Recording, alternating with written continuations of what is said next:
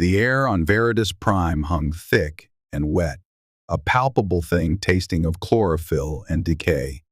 Jason Holt adjusted the atmospheric filter, integrated into his light exploration suit. The hiss of recycled air, a familiar counterpoint to the riotous symphony of the jungle. Triple canopies, layered like emerald lace against a sky the color of bruised plums, blotted out most of the direct sunlight, casting the forest floor in a perpetual twilight. Bioluminescent fungi pulsed with soft, ethereal light, clinging to the titanic roots of trees that seemed to scrape the heavens. Strange insects buzzed, their wings catching the faint light, and unseen creatures rustled in the dense undergrowth, their calls echoing in the humid stillness. He was alone, utterly, profoundly alone. His mission was simple, on paper at least: solo resource survey, identify potential mineral deposits, assess native flora and fauna for xenobotanical potential, avoid contact with sentient life if possible. Veridus Prime was classified as a Class Gamma world, untamed, undeveloped, and largely unknown. It was exactly the kind of place corporations sent expendable assets like him, men with pasts they preferred forgotten, and skills honed in less savory conflicts. Ex-Special Forces didn't transition well to civilian life, but they excelled at surviving hostile environments. Jason checked the chronometer on his wrist display. 3 more days in this sector, then extraction. If the orbital shuttle arrived on schedule, if nothing went catastrophically wrong, in jungles like this, if was a heavy word. He moved with practiced silence, boots barely disturbing the thick carpet of moss and fallen leaves. His senses were on high alert, honed by years of navigating kill zones. Every snap of a twig, every shift in the pattern of light and shadow registered. The jungle was beautiful, in a terrifying, predatory way. It felt ancient, watchful. He paused, scanning the dense foliage ahead with his multi-spectrum visor. Thermal signatures flickered, mostly small, reptilian life, nothing overtly hostile. Yet, he carried a standard-issue pulse rifle, more for peace of mind than any expectation of needing it against megafauna. The real dangers here were often smaller, unseen: venomous spores, neurotoxic insects, parasitic fungi, and perhaps the Krell. Intelligence reports on the native sentience were sparse, contradictory, tribal, pre-industrial, deeply xenophobic. Encounters were rare, usually ending violently. Standing orders were clear: observe from a distance, avoid engagement. Jason preferred it that way. He wasn't here to play diplomat or anthropologist. He was here to scan rocks, log plants, and get out. The sooner the better. He rounded a colossal buttress route, thick as a starfreighter's fuselage, and stepped into a small clearing. A stream, startlingly clear, gurgled over smooth gray stones. He knelt, scooping a sample into a sterile vial. Water analysis, routine, mundane. Then he heard it. Not a creature's call, not the wind, a scream, high-pitched, laced with pure terror, cutting through the jungle's ambient noise like a vibro knife. It was abruptly cut off, followed by harsh, guttural shouts, humanoid, but distinctly alien. Krell. Jason froze, every instinct screaming. Standing orders vanished from his mind. That wasn't the cry of an animal caught in a snare. That was sentient fear. He deactivated his suit's external lights, hugged the shadows, and began moving swiftly, silently, towards the source of the sound. The shouts grew louder, accompanied by a rhythmic chanting, a low, guttural drone that vibrated in the air. Through a screen of thick, hanging vines dripping with condensation, he saw them, a larger clearing, dominated by a crude wooden platform. Torches, spitting sparks and oily smoke, cast flickering, distorted shadows. Perhaps 24 Krell warriors encircled the platform.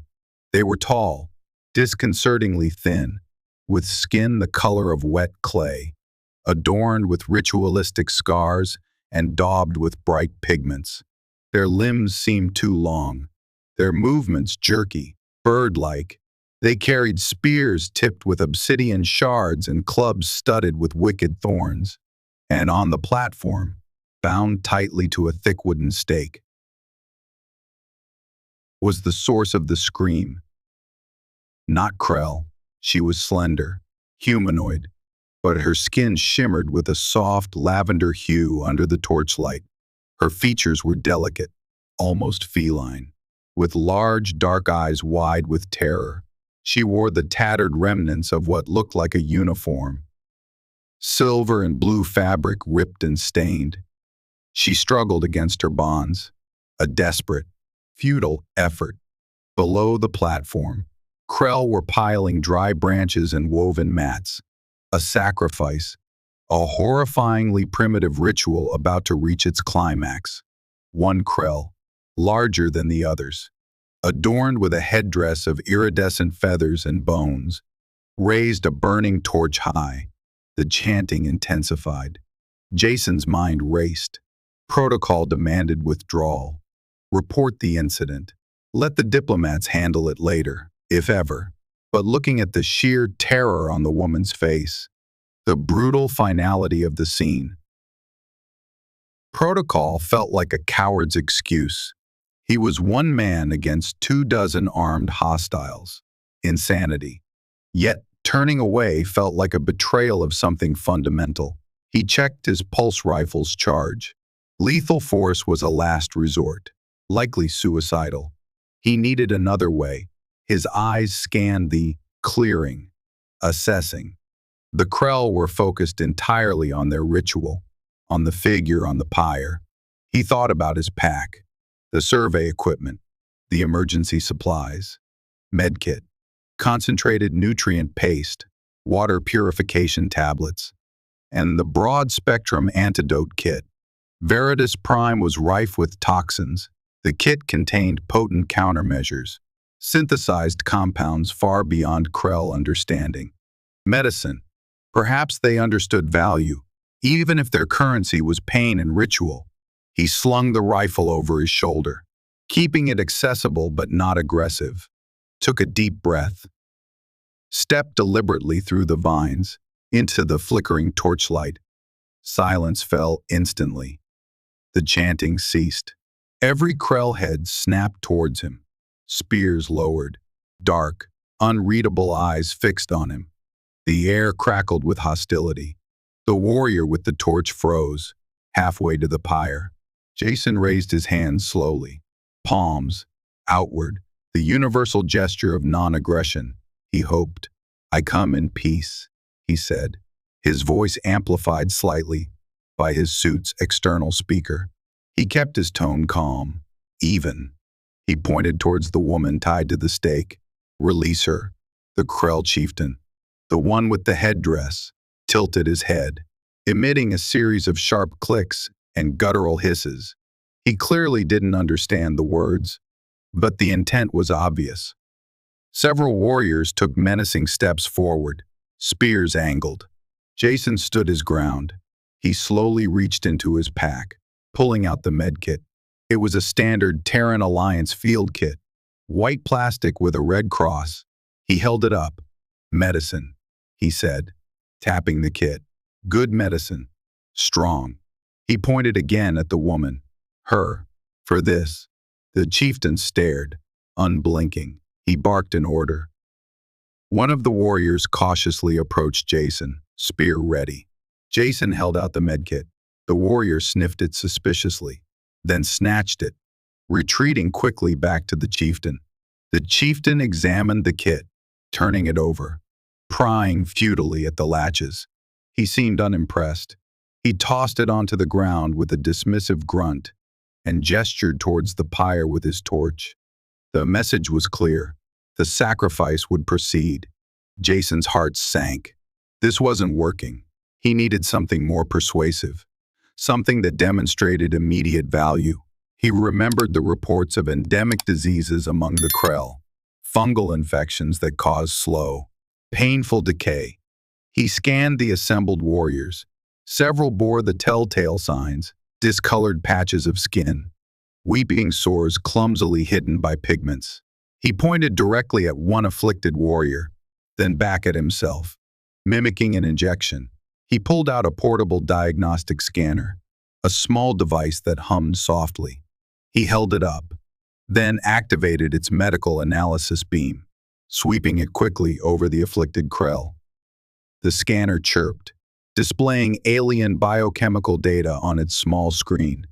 He then pulled out the antidote kit, opening it carefully. Inside lay rows of hypospray injectors filled with clear or colored liquids.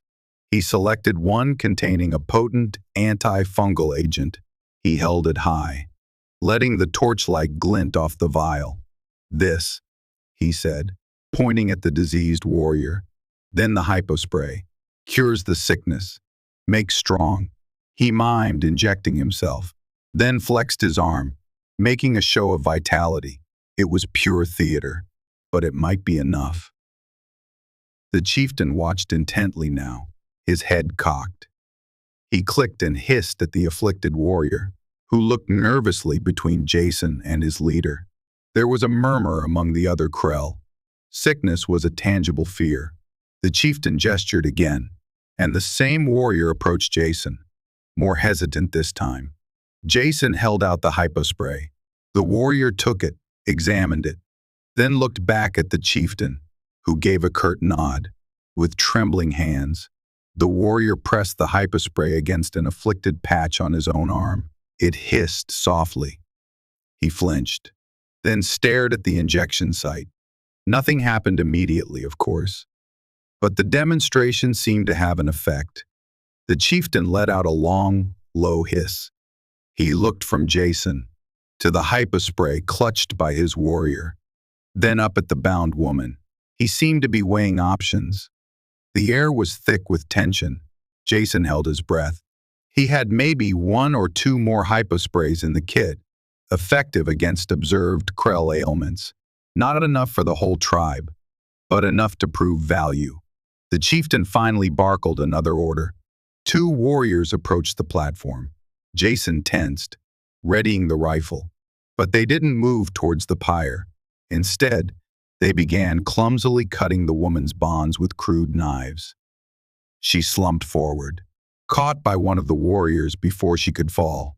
They half-carried, half-dragged her off the platform and pushed her roughly towards Jason. She stumbled, falling to her knees in front of him, breathing in ragged gasps.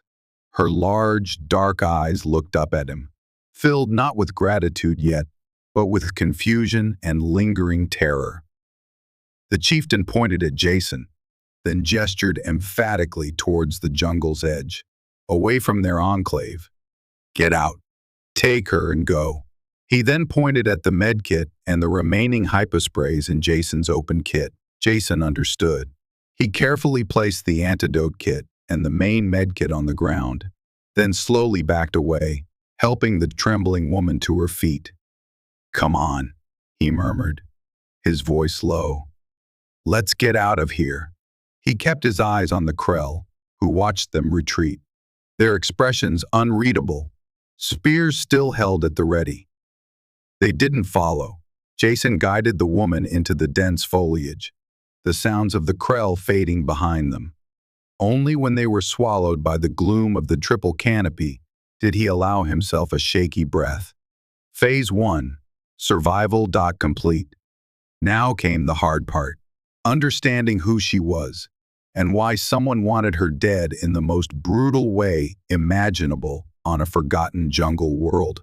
He found a defensible hollow beneath the roots of another ancient tree, shielded from above and with clear lines of sight.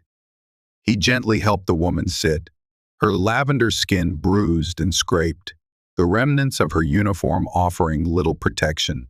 She shivered, despite the humid air. "Shock," he guessed. "Are you injured?" he asked softly. opening a smaller personal med kit he hadn't bartered away. Anything broken? She looked at him, those large eyes focusing properly for perhaps the first time. Her voice, when she spoke, was surprisingly steady, though faint, accented but clear. Bruises, abrasions. They were not gentle, but I am intact, thanks to you. She paused, studying his face, his unfamiliar human features. Why? Why did you interfere? You risked your life for a stranger. Jason applied a soothing antiseptic salve to a cut on her arm. Couldn't watch, he said simply. What's your name? What happened? I am Lyra Zirell, she replied, a hint of formal cadence entering her tone. Of the Star Nation Oralis. I was part of a diplomatic envoy. First contact mission. Jason frowned. Oralis. He vaguely recalled the name. Relatively isolationist, technologically advanced, kept to their own region of space. A first contact mission. Here, on Veridus Prime, seemed odd. With the Krell. Seems ambitious. Lyra shook her head, a faint frown creasing her brow. No, not with the Krell. Our mission profile was peaceful survey and potential observation. Similar perhaps to your own. We were cataloging unique atmospheric phenomena in the Veridus system from orbit. Our ship, the Starlight Echo, was ambushed, attacked without warning. Her voice trembled slightly. It was sudden, brutal. Systems failed. Explosions. I don't know how many survived. I used an escape pod, but it malfunctioned. Crashed somewhere in this jungle miles from here. The Krell found me shortly after. Sabotage. Internal or external? An attack on a diplomatic vessel was a serious escalation. Who attacked you? I don't know, Lyra admitted, looking down at her hands. The attack profile didn't match any known hostile signatures. It felt coordinated, deliberate, as if someone knew our ship's vulnerabilities. Someone wanted our mission to fail, catastrophically. She looked up again, her dark eyes meeting his. My team carried sensitive diplomatic protocols, proposals for new interspecies cooperation frameworks. If those were compromised, or if my government believes the mission was destroyed by an unknown external aggressor, Jason understood the implication. Misinformation. A staged incident could shatter tentative diplomatic overtures, perhaps even incite conflict, and Lyra, a diplomat, was a key witness, perhaps even a target. Her survival was inconvenient for whoever sabotaged the Starlight Echo. The Krell sacrifice might have been a horribly convenient way to dispose of her. We need to get you out of here, Jason said. My extraction point is 3 days' trek northeast. It's a small scout ship, enough for 2. Can you make it? Lyra straightened, a spark of determination entering her eyes. I can. I must. You saved my life. Human. She hesitated. I do not know your designation. Jason Holt. Just Jason. Jason, she repeated, the alien shape of the name soft on her tongue. Among my people, when a life is saved at great personal risk, a profound debt is incurred, a bond. It is called the Kalen Shah, the life debt. Jason waved a dismissive hand. No debt. Anyone would have done the same. Perhaps among humans, Lyra said, her gaze intense. But the Kalen Shah is more than obligation. It is a connection. A recognition of intertwined fates. She reached out hesitantly, her slender, lavender fingers lightly touching the back of his gloved hand. A strange warmth spread from the point of contact, tingling faintly up his arm. It wasn't unpleasant, more like a low-level bioelectric field. You have become part of my destiny, Jason Holt, and I part of yours. Jason wasn't sure what to make of Aurelian metaphysics, but he couldn't deny the intensity in her gaze, or the strange resonance of her touch. Right now, destiny was less important than survival. Let's focus on getting to the ship first. Rest for a bit. We move at first light. The trek through the Viridian jungle was arduous. Lyra, despite her ordeal, proved remarkably resilient. She moved with a quiet grace, her alien physiology seemingly well adapted to navigating the treacherous terrain. They spoke little, conserving energy, communicating mostly through hand signals Jason taught her. Yet, a silent understanding grew between them, shared sips from the water purifier, watchful glances for hazards. The simple act of moving together against the hostile beauty of the jungle forged a connection faster than words could have. Jason found himself observing her, the way light caught the subtle violet undertones of her skin, the quick intelligence in her eyes as she absorbed the unfamiliar environment. She was alien, undoubtedly, yet the fear he'd seen on the platform, the determination now, the flicker of curiosity as she examined a strange flower, it was all profoundly relatable. He pushed aside the growing sense of attachment, focus on the mission, extraction. During rests, Lyra spoke more about Oralis, a world of floating cities, advanced bioengineering, and a culture that valued harmony and intellectual pursuits above all else. She spoke of the political factions, the growing tension between those who sought engagement with the wider galaxy and the isolationists who feared contamination by outside influences, who believed Oralis should remain pure, separate. There are those, she explained, her voice low, who believe contact, especially with races like humans known for expansion and conflict, is inherently dangerous. They would see Oralis sealed off, protected behind impenetrable borders. Sounds like they might have motive to sabotage your mission, Jason mused. Lyra nodded slowly. It is a possibility I cannot ignore. An attack blamed on an external force could galvanize support for the isolationist cause, derail years of careful diplomatic progress. She looked troubled. If I could reach a neutral outpost, present my testimony. Helion Station, Jason said. It's the main hub in this quadrant, diplomatic enclave, neutral territory. My scout ship isn't designed for interstellar jumps, but it can reach the nearest comm relay buoy. From there, we can request transport to Helion. Hope flickered in Lyra's eyes. That would be ideal. Proof, testimony. It could expose the truth. On the second night, sheltering beneath an overhang of rock festooned with phosphorescent moss that cast a soft blue glow, the connection Lyra had spoken of deepened unexpectedly. A sudden downpour, common in the jungle, turned the air cold. Lyra shivered uncontrollably, her lighter frame losing heat faster than Jason's suit-regulated body. Without thinking, Jason removed his outer thermal cloak and wrapped it around her shoulders. She looked up at him, surprised. Thank you, Jason. Standard procedure, he deflected, trying to ignore the proximity. The scent of rain and something faintly floral emanating from her. She smiled faintly. Is risking your life for strangers also standard procedure? Before he could answer, she leaned closer, her brow furrowed slightly. The Kalan Shah. It is not merely a concept, it can manifest. A sharing, a joining of spirit and life force. When the dead is acknowledged, accepted. Jason felt that strange warmth again, stronger this time, emanating from her. Lyra. I don't. It requires proximity, she whispered, her hand finding his again, fingers interlacing. The warmth intensified, spreading through his chest, a calming, centering feeling he hadn't experienced in years.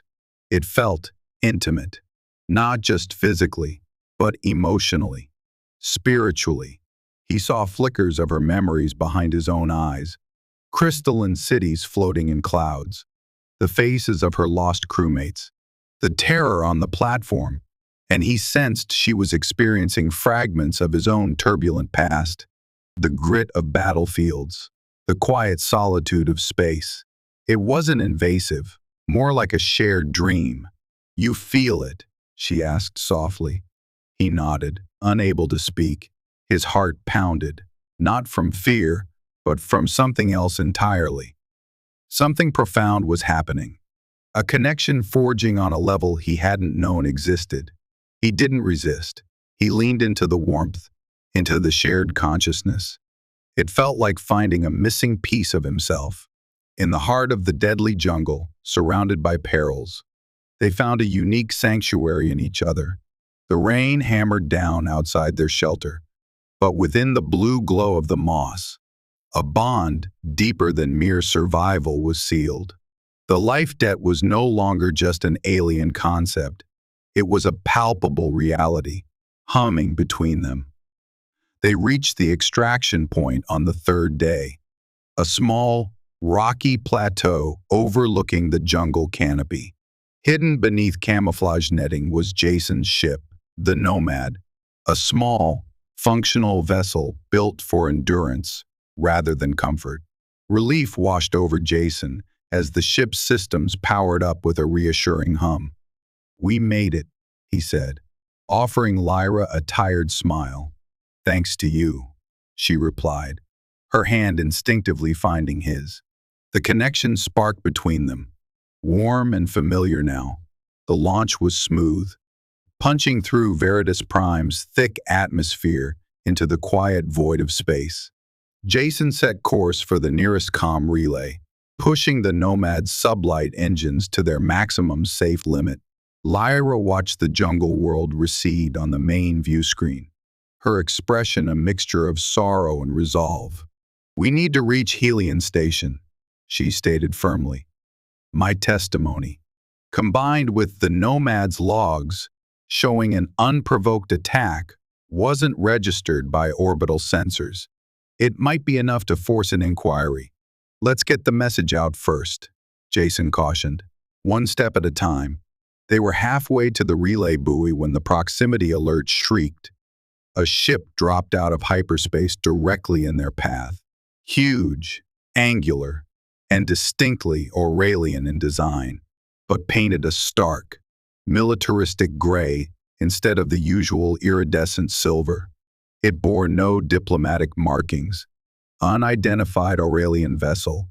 Hailing us," Jason reported, his hands flying over the controls, powering up weapons systems. Energy signatures detected. "Standard Aurelian greeting protocols require identification codes and non-hostile posture," Lyra said, her voice tight with apprehension. "They are not following protocol." A tractor beam locked onto the Nomad, powerful and inescapable. Warning lights flashed across the console. Jason fought the controls, but the scout ship was hopelessly outmatched. "They're pulling us in," he gritted out. "Hang on." The Nomad was drawn inexorably towards a hangar bay opening in the belly of the gray behemoth. Lyra watched, her face pale. "Isolationists," she whispered. "It has to be. They knew I survived. They were waiting." The hangar bay doors slammed shut behind them, bathing the cockpit in harsh artificial light. Figures in gray Aurelian environmental suits approached, weapons raised. There was no escape. Jason looked at Lyra, seeing the fear in her eyes, but also a fierce determination. He reached across, taking her hand one last time.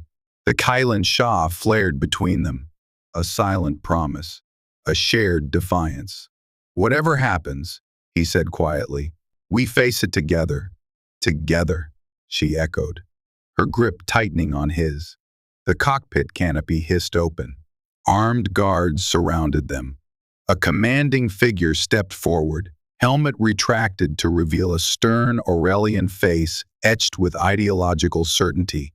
"Lyra Zirell, you are hereby detained for consorting with alien inferiors and compromising Aurelian security. The human operative will be interrogated separately. Resistance is futile." Hands seized Jason, pulling him forcefully from the cockpit. He caught one last glimpse of Lyra being led away in the opposite direction, her head held high, before a stunned baton struck the back of his neck and darkness claimed him. Jason woke to the low hum of a containment field and the metallic tang of recycled air. He was strapped to a chair in a small, windowless room. His head throbbed. Across from him sat another Aurelian, this one not in uniform but in simple, functional clothing. She regarded him with cool, intelligent eyes. Jason Holt, formerly of the Terran Alliance Special Forces, designation Scorpio, discharged under controversial circumstances, currently employed by Omnicorp Resource Development. Quite the resume. Her voice was calm, analytical. "Who are you?" Jason demanded, testing his restraints. Solid energy binders. "My name is Tessa. Consider me a dissenting voice within this vessel, a necessary evil, perhaps." She leaned forward slightly. "You rescued Lyra Zirell. Why?" Jason narrowed his eyes. "Was this part of the interrogation?" "Someone had to." Tessa nodded slowly. "An interesting motivation. Loyalty, altruism, or simply an aversion to primitive rituals." She didn't wait for an answer. "Commander Valerius, the man who captured you, leads the Sterile Hand, a radical isolationist faction. They believe Aurelian purity is paramount. They orchestrated the attack on the Starlight Echo, using cloaked minds and system overrides provided by sympathizers within the diplomatic corps itself." "Why tell me this?" Jason asked, suspicious. "Because Valerius intends to use Lyra. He will stage a show trial, paint her as a traitor corrupted by alien contact, specifically by you. He plans to leverage the incident, combined with falsified evidence of an external attack, to seize control of the Aurelian Council and permanently seal Oralis from the galaxy. He already has agents positioned on Helion Station, ready to manipulate the narrative." Tessa's eyes were serious. "He believes Lyra's bond with you, the Kalan Shah, is the ultimate proof of her corruption. He intends to publicly sever it, a symbolic execution of her spirit before her actual one." Jason felt a cold dread creep into his veins. They weren't just going to kill Lyra. They were going to desecrate something sacred to her, use their connection against her. "And why are you telling me?" "Because Valerius's vision is a dead end. Isolation leads to stagnation, fear to atrophy. Oralis deserves better. Lyra represents a future Valerius wants to extinguish." Tessa paused.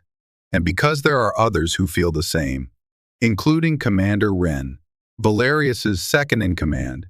He is sympathetic, but trapped. He cannot act alone." "Wren." Jason processed the name. "How do you know?" "Commander Wren contacted me through secure back channels shortly after your capture. He recognizes Lyra's importance and Valerius's fanaticism. He is willing to help, but the window is small. Valerius plans to jump to a secure location soon to conduct Lyra's trial away from prying eyes." Tessa leaned closer. "Wren can create a diversion, disable internal security in certain sectors, maybe even arrange access to an escape vessel. But he needs help from the inside. He needs you. Hope, sharp and unexpected." Pierced through Jason's anger. "What do I need to do?" Tessa allowed a small smile. "First, you need to get out of that chair." She subtly tapped a sequence on a data pad hidden beneath the table. The energy binders hissed and deactivated. "Wren has temporarily rerouted primary power. You have approximately 10 minutes before auxiliary systems compensate and lockdown protocols re-engage. Across this entire deck, there's a service duct behind the rear panel. It leads towards the auxiliary shuttle bay. Wren will meet you there. He'll have Lyra." Jason stood, rubbing his wrists. "What about you? I have my own role to play. Misdirection, data corruption. Valerius trusts my technical skills. Tessa stood as well. The shuttle Wren has secured is small.fast.designed for intelligence gathering. More importantly, its databanks contain encrypted copies of Valerius's communications, logs detailing the planning of the Starlight Echo attack, lists of collaborators, irrefutable proof. Helion Station, Jason said. Tessa nodded. It's your only chance. Expose Valerius and his sterile hand conspiracy before they can consolidate power. Go now, Jason Holt. The fate of more than just one Aurelian diplomat rests on this. Jason didn't hesitate. He pried open the indicated panel, revealing a dark, narrow crawl space. He looked back at Tessa. Thank you. Do not thank me yet, she replied, her expression grim. Survive first. Prove Valerius wrong about humanity. Jason slipped into the duct, pulling the panel closed behind him, just as distant alarms began to chime softly. The escape was on. He moved quickly through the cramped, winding serviceways. Following the faint indicator lights Tessa had activated on his borrowed datapad, he could hear muffled shouts, the sound of running feet from the main corridors. Wren's diversion was underway. He reached the designated junction, dropping into a deserted corridor near the auxiliary shuttle bay. A moment later, a side door hissed open and Commander Wren appeared, ushering Lyra forward. Relief surged through Jason at the sight of her, unharmed. Wren was younger than Valerius, his face taut with stress but resolute. Holt. Good. No time to waste. Wren said urgently. Valerius is initiating ship-wide lockdown. And worse. He pointed towards a chronometer on the wall display. A flashing red countdown sequence was active. He's activated the self-destruct sequence. A failsafe against capture. We have less than 15 minutes. He'd destroy his own ship, his own crew. Lyra asked, horrified. Valerius is a fanatic. He sees martyrdom as preferable to failure. Wren stated grimly. The intelligence shuttle is prepped. Flight plan filed under my command codes. Let's move! They sprinted through the corridors, alarms blaring now. Emergency lights flashing. Bulkheads began slamming down intermittently. Wren used his command overrides to bypass several checkpoints, his fingers flying over control panels. They reached the shuttle bay just as the main blast doors began to close. A sleek, dark gray vessel sat on the launch cradle. Ramp lowered. Go! Go! Wren urged, pushing them towards the ramp. As Jason and Lyra scrambled aboard, Wren paused at the shuttle controls, inputting final commands. The evidence is secured in the navigation databanks. Get it to Helion Station. Expose them all. Aren't you coming with us? Jason asked, turning back. Wren shook his head, offering a grim smile. Someone needs to ensure Valerius doesn't simply override the launch sequence or shoot you down. I'll buy you time. Go. He slammed his hand on the ramp control. It began to rise. For Oralis, the ramp sealed. Jason jumped into the pilot's seat, Lyra taking the co-pilot position. Engines flared to life. Outside, through the cockpit viewport, they saw Wren draw his sidearm, turning to face figures emerging from the smoke of a nearby explosion. Jason throttled up, the shuttle lifting off the cradle just as the bay doors sealed completely. He engaged the main thrusters, blasting out of the auxiliary launch tube into the blackness of space. Behind them, the large isolationist cruiser erupted in a blinding flash of white light, consuming itself and everyone aboard, martyr and conspirator alike. Jason stared at the expanding cloud of debris, his knuckles white on the controls. Wren's sacrifice had bought their freedom, their chance. Lyra placed a hand gently on his arm. The Kalen Shah pulsed between them, a current of shared grief and resolve. He gave us the proof, Lyra said softly. We have to use it, For him, for everyone on the Starlight Echo. Jason nodded grimly. Inputting coordinates for Helion Station. Let's finish this. Helion Station glittered against the velvet backdrop of space, a sprawling orbital complex of interconnected rings and docking arms, bustling with ships from a dozen species. It was the diplomatic heart of the quadrant, a place where neutrality was paramount. As their stolen intelligence shuttle approached, cleared through preliminary security checks using Wren's salvaged command codes, Jason felt the tension mount. They had the evidence, but Valerius had agents here. They needed more than proof. They needed an audience, an undeniable platform. Presenting the data logs through official channels might work, Jason mused, guiding the shuttle towards a designated diplomatic docking bay. But it could get buried in bureaucracy, challenged, spun by Valerius's people already here. We need something public, something undeniable. Lyra looked thoughtful, her gaze distant for a moment. Then, her eyes focused, filled with a sudden, bold idea. There is a way, an ancient Aurelian custom, rarely invoked off-world, but recognized under interspecies diplomatic protocols. A formal bonding ceremony. Jason looked at her, surprised. Bonding? You mean the Kalen Shah? Yes, Lyra affirmed, but public, formal, witnessed. It carries immense weight in our culture. More importantly, it traditionally involves the essence of truth ritual. Participants under its influence are physiologically incapable of deception. Their deepest convictions, their truths, are laid bare for all to perceive. Jason understood immediately. You wanted to use our bond, the life debt, publicly, and use the truth ritual to expose the conspiracy. Exactly. Valerius sought to use our connection as proof of my corruption. We will use it as proof of his treason. Lyra met his gaze, her own steady. It is a profound step. Jason. The Kalen Shah, formalized, is considered permanent. Binding our lives, our fates, in the eyes of my people and the spirits we venerate. Are you willing? He looked at her, at the lavender-skinned diplomat who had faced death, who trusted him, who had shared something deeper than mere experience with him. The connection between them was real, undeniable. Formalizing it felt right. More than right, necessary. Yes, he said without hesitation. I am, Lyra smiled, a genuine radiant expression that lit up her features. Then we must petition the Aurelian delegation on Helion Station immediately. Valerius's agents won't know what we're planning until it's too late.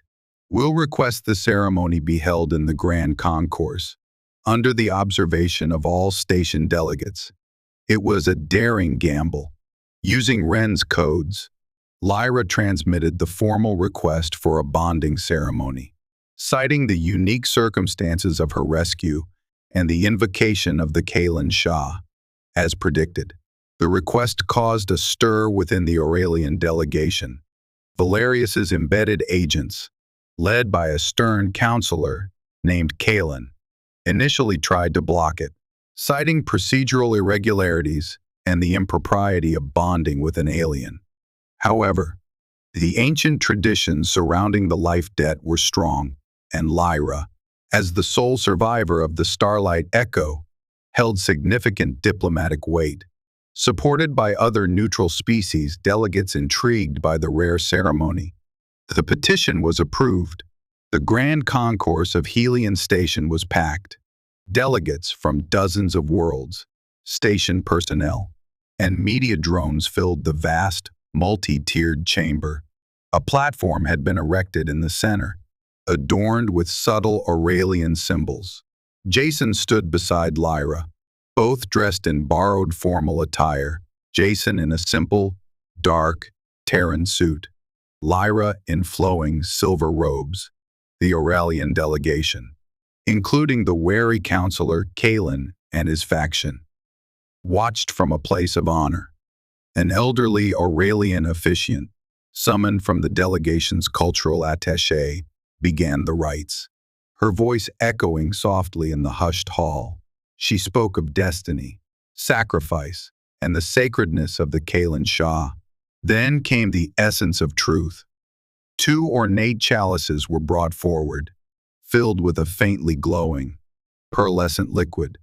Under the eyes of all, before the spirits of our ancestors and the hopes of our future, do you, Lyra Zirell of Oralis, and you, Jason Holt of Terra, willingly partake of the essence and affirm the bond between you? The officiant asked. I do, Lyra said, her voice clear and strong. I do, Jason echoed, his gaze meeting Lyra's. They each took a chalice and drank. The liquid was cool, tasting faintly of ozone and starlight. A warmth spread through them, different from the Kalen Shah's energy.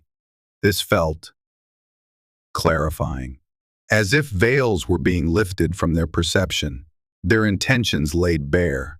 The officiant turned to Lyra. Speak your truth. Why invoke this bond? Lyra faced the assembly, her eyes scanning the Aurelian delegation, settling on Counselor Kalen. Under the influence of the essence, her voice resonated with undeniable sincerity. I invoke this bond to honor Jason Holt, who saved my life from the Krell sacrifice on Veridus Prime, a sacrifice orchestrated after my ship. The Starlight Echo was destroyed not by external enemies, but by Aurelian hands. Gasps echoed through the concourse. Counselor Kalen stiffened.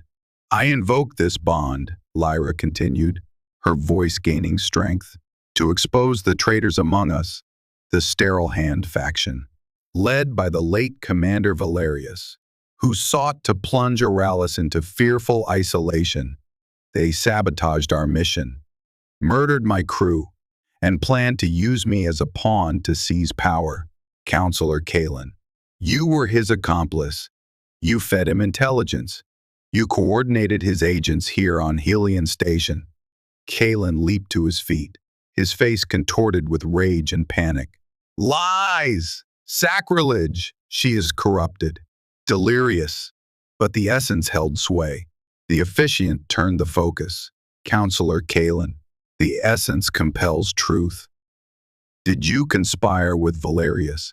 Kalen opened his mouth to deny, but only a strangled gasp emerged. Beads of sweat popped out on his forehead. Under the potent influence of the ritual, surrounded by hundreds of witnesses, his composure shattered. He, Valerius, promised a pure Oralis, strong, secure, free from alien taint. The confession tumbled out, disjointed but damning. He implicated others within the delegation, revealed details of the plot, his words carrying the unmistakable ring of forced truth.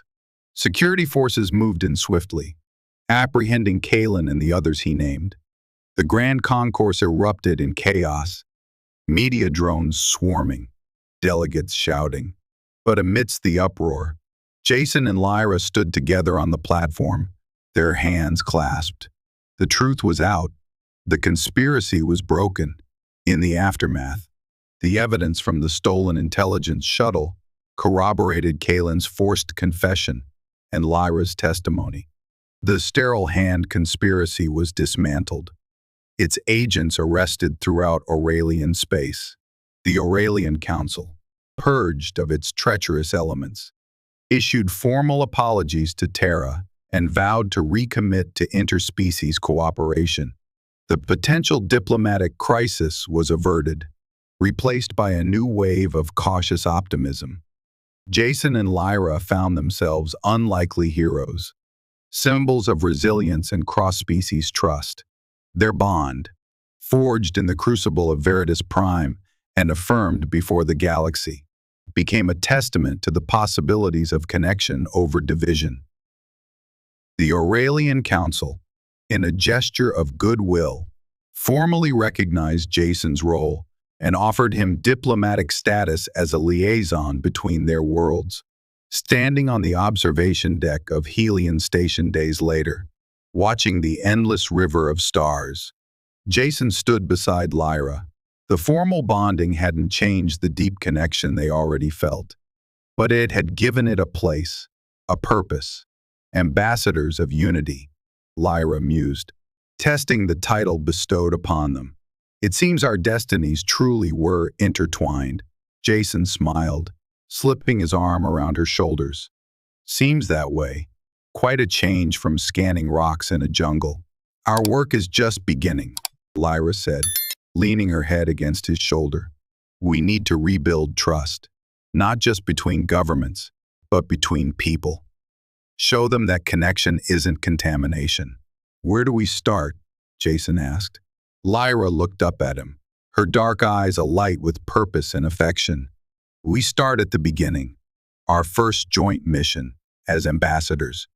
We return to Veridus Prime. Jason raised an eyebrow. Back to the Krell. Yes, Lyra affirmed. Not with weapons or fear, but with understanding. With the medicine you offered them, perhaps we can establish a dialogue. Learn why they practice sacrifice. Offer alternatives. It's a small step, but it's how trust is built. Brick by brick, world by world. He looked out at the stars, then back at Lyra, at the future reflected in her hopeful eyes. The path ahead wouldn't be easy, bridging the gap between cultures and histories, but facing it together, their bond a source of strength, felt like the greatest adventure of all. He pulled her closer. The warmth of the Kalan Shah, a steady hum between them, a promise of shared tomorrows under distant suns. The jungle had tested them, conspiracy had hunted them, but from the ashes of fear and betrayal, something new and resilient had bloomed. A partnership, a bond, a future bright with possibility. Their journey had been harrowing, but standing here now, together, looking towards the horizon, it felt unequivocally like a happy ending and an even brighter beginning.